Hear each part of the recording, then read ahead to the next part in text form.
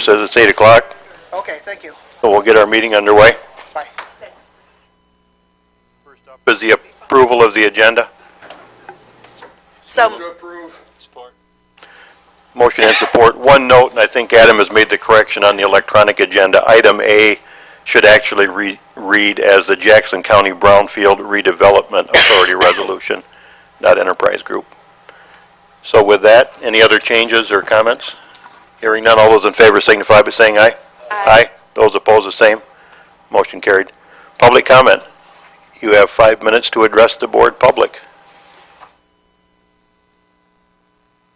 And everybody's quiet. Okay? Moving on to minutes of the January 13th Board Agencies and Affairs.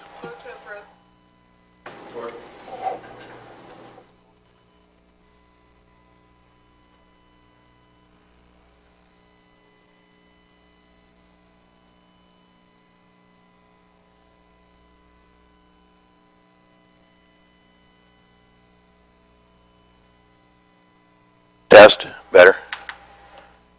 Next up is appointments. I believe we have one appointment.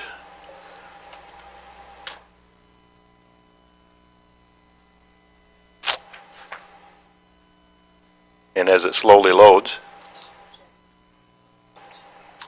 Traffic Safety Commission, it's the old seat of Paul Garcia, whose term has expired. Avis Campbell is the applicant.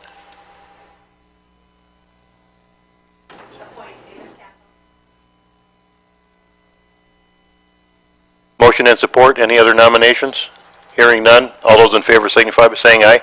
Aye. Those opposed, the same. Motion carried. Next up, District Court Quarterly Report. Tammy.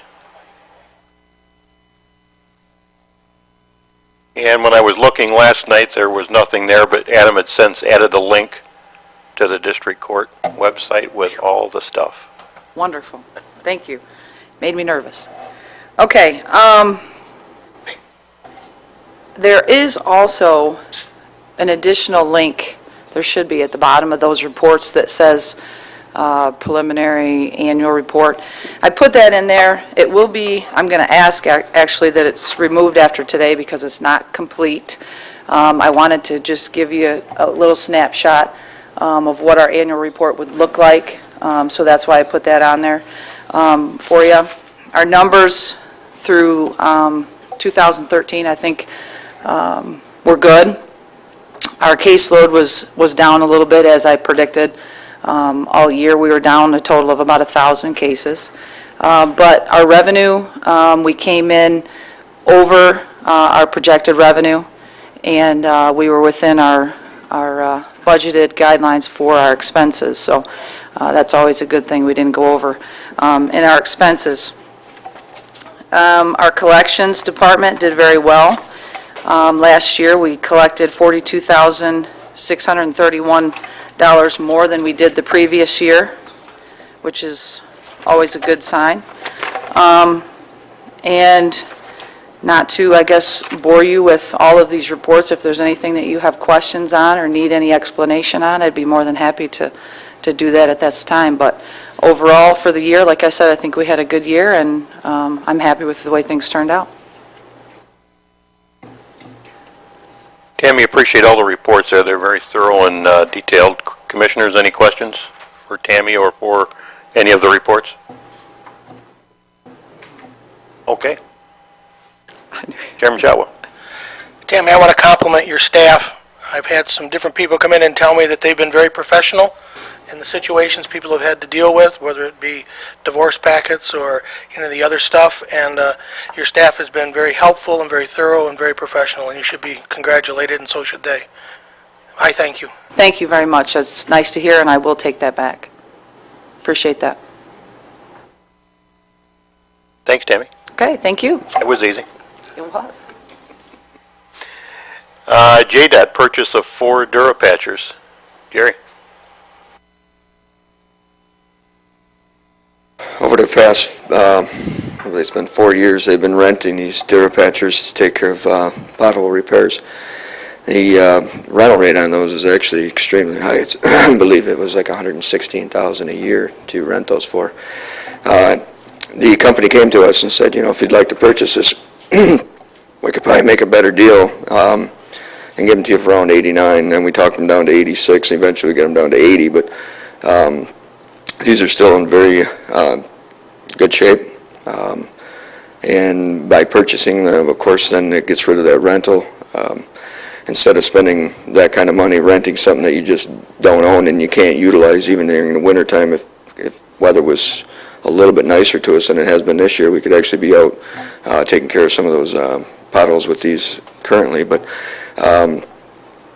purchase them for $80,000, save on that rental, and have them to use year-round if we need be, just makes a lot of sense for us. So it is set up in our, out of our capital outlay budget to be able to afford to purchase these. So just ask that it's okay by you guys to go ahead and do that. Jerry, I've just got two questions. Are these Durapatchers something that we've had exclusive use of since they were new, or do we just use them and then send them back and then get them again, or how does that work? Yeah, two of them have been exclusively ours. Two of them had been rented out previous couple times only, but so in the last 4 years they've been exclusively ours. We've just been sending them back. They actually do like routine maintenance on them during the winter while we don't have them, and then we always get the same ones back in the spring. So.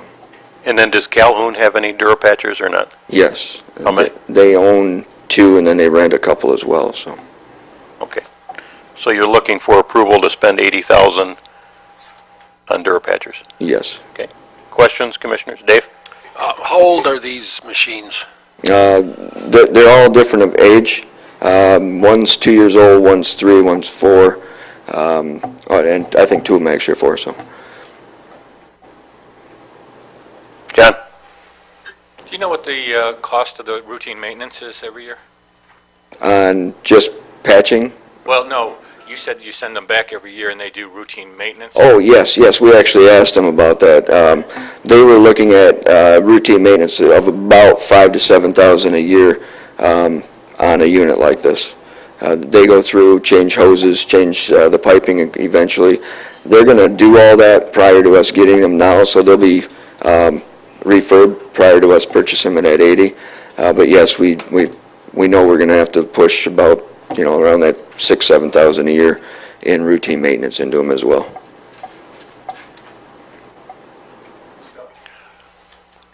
Morning, Jerry. What's the lifespan of these machines? They got a lifespan of about 12 years. 12 years? Yeah.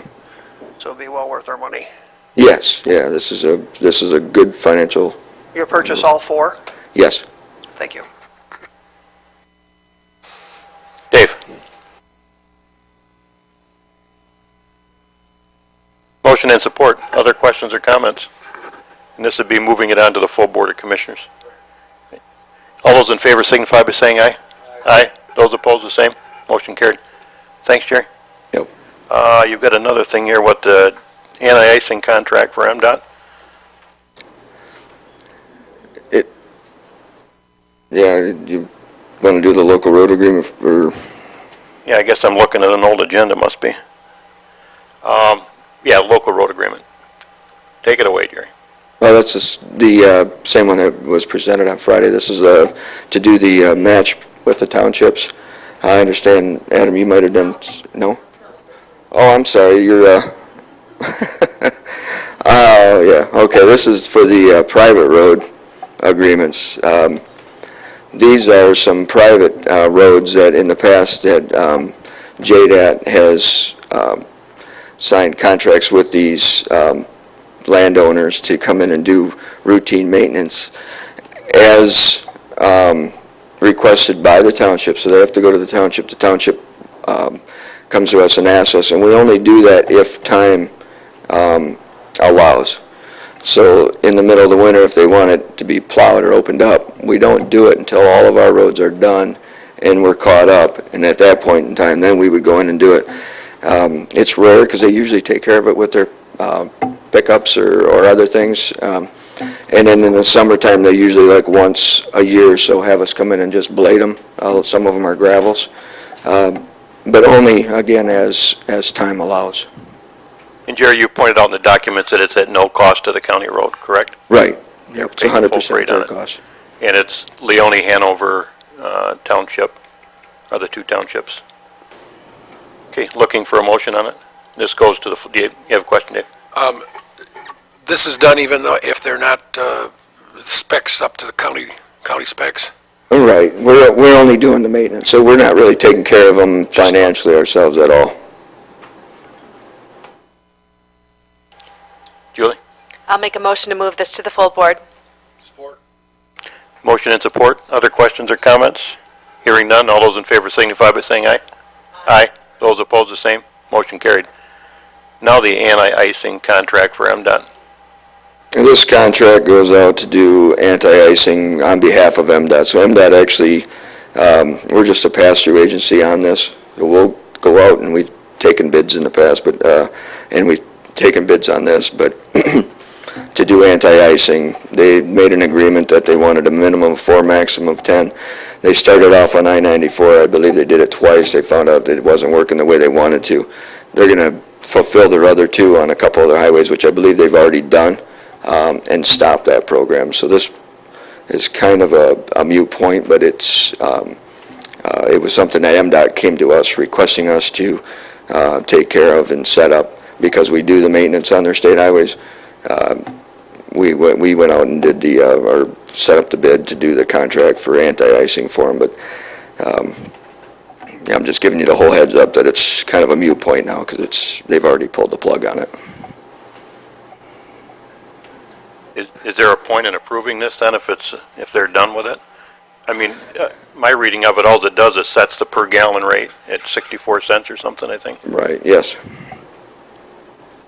I guess I'd question the wisdom in either bothering approving it if they pulled the plug on it, but if you're still seeking approval of it or not. If you don't mind, we'll seek approval just in case. I've seen this before. They change their mind back the other way and they go, yeah, give us 2 more. Or Okay, we'd be looking for a motion then. I move to approve the anti-icing agreement. Motion and support. Other questions or comments? All those in favor signify by saying aye. Aye. Those opposed, the same. Motion carried. Jerry, I think it's the last thing for you. JC. Title VI resolution. yes. Very long and boring. Very long, boring, so it's, as you guys are well aware, you guys are Title VI compliant already. I believe Joni Johnson's your administrator on that side of it. But MDOT is requiring and asking that we have our own, for our federal projects, that we stay Title VI compliant as well, so that any projects that may come through them, that we recognize, and we've already looked into being Title VI compliant,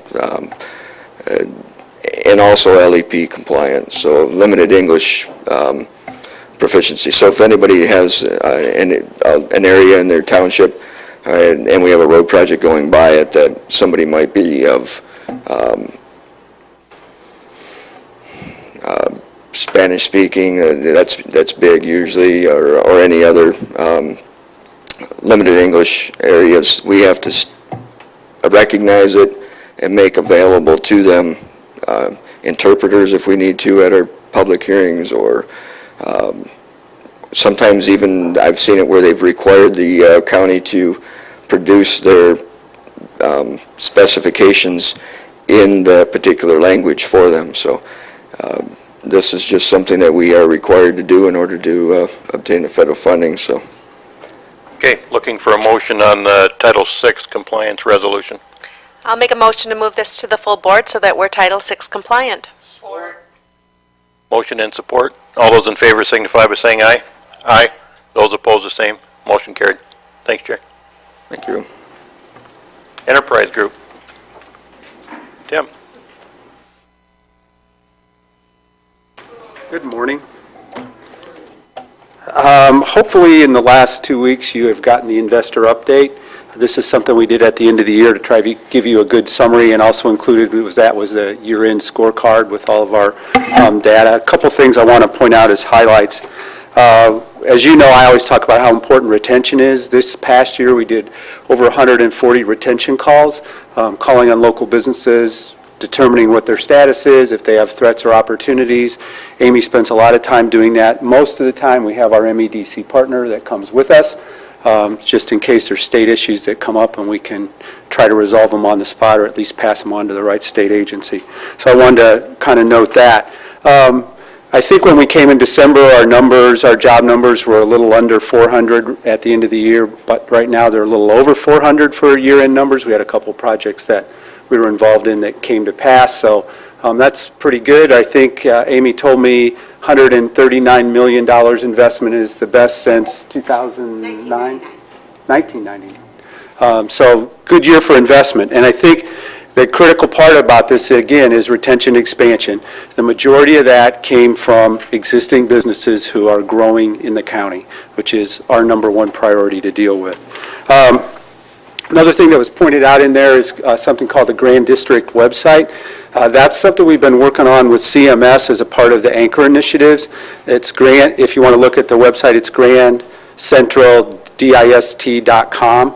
It's really focused on IT businesses. CMS has Consumers has a lot of vendors that are IT vendors, so we're trying to give a front door for them to go and look at the community about the opportunity to have a presence in Jackson, especially in the downtown area. So you want to go look at that. We just did a soft launch of that a couple weeks ago, so if you find any glitches in it, let us know, because we're still working to improve those. In addition to that, over the next couple months, you'll see a new, revitalized, if you will, EG website. Our past website was awful narrative heavy. We wanted to find a way to make it much more data-driven, and we've talked in the past about the Ann Arbor Region website. We're going to bring some of that character into our own website. As a part of that, we did an analysis and actually reached out and asked our users what the number one issue was they went to our website for, and the number one issue was data. So we want to make it easier to find that on our website. So you're going to see some of that changes taking place over the next couple of months. The last highlight I think I want to mention is we've talked about some of the activity going on at Armory Arts Village and our emphasis on trying to look at the Acme site for redevelopment. Mike's been a big part of that process. That committee finished its work 2 weeks ago. It was a group of investors, the city, the county, to look at that site and see what could actually be done with it. We have received the final report. We've done some kind of what-if scenarios with JJR Smith Group, and we'll be talking about those at our March 31st board meeting. So, and I've asked Mike to make a couple comments at that board meeting, but he's going to be on spring break, so someone he's going to delegate to, I don't know, Adam or your new Parks District staff. Somebody, anyway, will come and participate. So just want to kind of call those out as highlights. Our prospect activity right now has seemed to be picking up. We have a couple, I think, pretty significant projects we're working on with outside site selectors. Can't tell you who they are because we don't know, but I do know over the past couple of weeks we've been asked increasingly more detailed questions about our proposals, so that's always a good sign, because as I told you before, that's always a process of elimination, and you know you're eliminated when they don't ask you questions anymore. So as recently as the end of last week, we were asked to supply some more information, so it's a good thing. We keep our fingers crossed, but you never count on those till you see people getting paychecks. So I'm happy to answer any questions about the investor update or anything else we could. Thank you, Tim. Commissioners, any questions? Phil? Morning, Tim. Morning. The Academy for Manufacturing Careers, Right. I see the activity has really dropped off there. Actually, the activity for manufacturing careers, and I'm not sure what number you're looking at, Phil. I'm looking for overview of classes year-to-date. Shows none for November, one for December. Well, the way that works is they run on 8-week cycles, so there's actually no classes at the end of November and through December, and then they start again in January. What's really interesting is exactly the opposite is true. The month of December, the Academy had its first class cycle, if you will, of over $100,000 in revenue. Now, that's not net, that's gross. But right now, and in January, we graduated 16 apprentices, which is a record. That we've never graduated more than that. And we're working kind of strategically with, and creatively, hopefully, with a lot of our higher ed partners in the community. We have so many people enrolling in the academy, especially in the apprentice track right now, that we're running into a real issue as far as space to offer classes, instructors to teach the classes, and actually, especially the classes where there's hands-on, like with the CNC machine, the lack of equipment to do that. So we're trying to find a way to find more space, convince industry to give us more instructors, but most importantly, looking creatively at how we might be able to lease some more equipment to keep that flow through the funnel going, if you will. So that has been a real bright spot. And actually, Bill was in Washington, D.C. the week before last talking about apprenticeship, the apprenticeship track, and he's back there this week. And we're hoping so that he can find somebody to think about how we might be able to get some money to deal with some of those equipment issues. So it's going gangbusters, actually. I'm But it's glad I just asked. kind of a cycle thing of how that works. I seen it dropped off for a couple of months, and I was wondering why the lack of interest. So I'm glad I asked. Thank you. Okay. Thank you. Mike? Yep. Tim, could you tell the board what's the biggest programs? What do people need for jobs, or I should say, skills in our county? Well, in manufacturing, it's actually kind of a re-education of skill sets. If you, and I will bring that actually next time, I'll bring you the academy kind of matrix that shows that. Depending on which one of 5 different tracks you're at, there are math skills, there's a lot of problem-solving skills, then it gets to be, which are kind of the general blueprint reading, algebra, some trigonometry, so that the classes really go from a base of about 8 core classes, and then as they branch out in those 5 different apprenticeships, they get much more specific according to the types of machines that you actually run. The 5 cores, the 5 CNC machinists, welders, tool and die makers, machine builders, and machine repair. And if you look at any job website, those are the things you're going to see where there's the most openings for. Thank you, Tim. Thank you. Item I, we have the Jackson County Brownfield Redevelopment Authority Resolution. And it looks like it's Amy. Good morning. You have a memo explaining the resolution. Basically, we had a brownfield plan for 2917 Wildwood that was adopted in 2008, and it was never implemented because there was never any taxable value, but actually the goals of the brownfield plan were implemented when a new owner came in and demolished the building, so it did get the building down. There's now another new owner, and that does not anticipate any development immediately, and because the old plan had expired and the legislation changed last year so that we can now terminate those brownfield plans so they're not just hanging out there ineffectively, we're requesting that you take action to terminate that brownfield plan via adoption of the resolution. And then if there ever is a project that looks like it'll create tax increment, we can always come back to you to implement a new brownfield plan. Okay, looking for a motion to approve the resolution. So moved. Motion and support. Questions or comments? All those in favor signify by saying aye. Aye. Those opposed, the same. Motion carried. Thank you. Thanks, Amy. Circuit Court Public Defender Contracts for Neglect and Delinquency. Mike? Yeah, we have the administrator.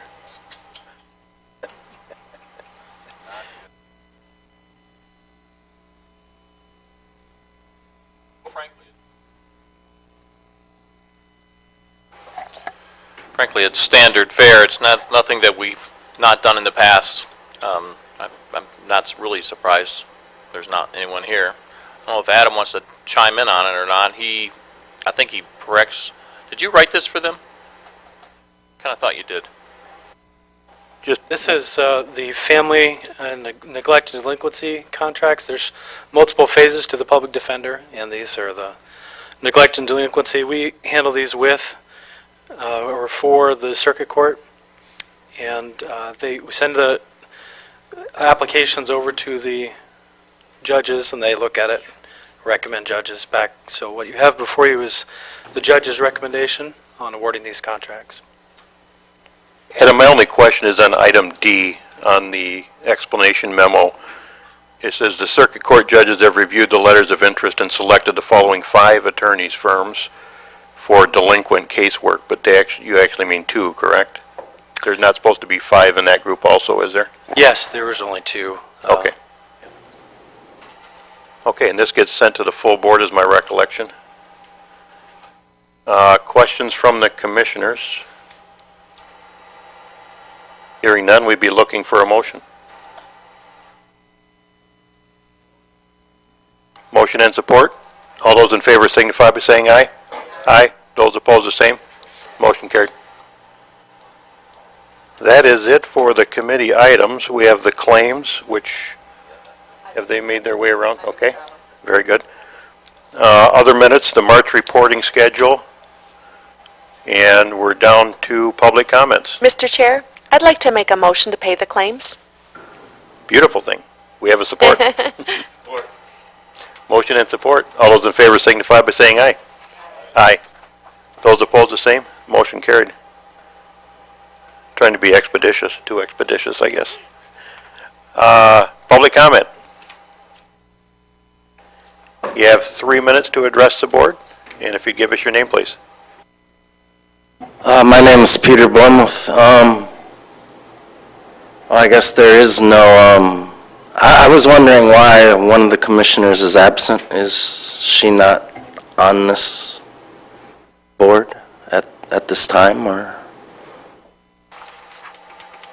That was my question, if someone would like to address it in your comments.